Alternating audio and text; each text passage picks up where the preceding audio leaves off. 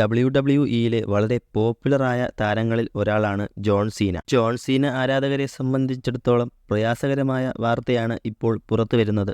ഇപ്പോൾ പുറത്തുവരുന്ന റിപ്പോർട്ട് പ്രകാരം ജോൺ സീന തൻ്റെ 50 വയസ്സിന് മുമ്പ് WWEയിൽ നിന്ന് വിരമിക്കാൻ ആഗ്രഹിക്കുന്നുവെന്ന് ജോൺ സീന വെളിപ്പെടുത്തുകയുണ്ടായി. 22 വർഷങ്ങൾക്ക് മുമ്പ് 2002-ലാണ് ജോൺ സീന WWEയിൽ ഡെബ്യൂട്ട് ചെയ്യുന്നത്. അമേരിക്കൻ ടെലിവിഷൻ ഷോയായ എൻ്റർടൈൻമെൻറ്റ് ടുനൈറ്റ് എന്ന പരിപാടിയിൽ ജോൺ സീന പറയുകയുണ്ടായി, തൻ്റെ റിട്ടയർമെൻറ്റ് ടൈംലൈൻ സജ്ജീകരിച്ചിട്ടുണ്ടെന്നും അത് കുറച്ച് വർഷത്തിനുള്ളിൽ വരുമെന്നും അദ്ദേഹം പറഞ്ഞു. ഏപ്രിലിൽ തൻ്റെ 47-ാം ജന്മദിനമാണ്.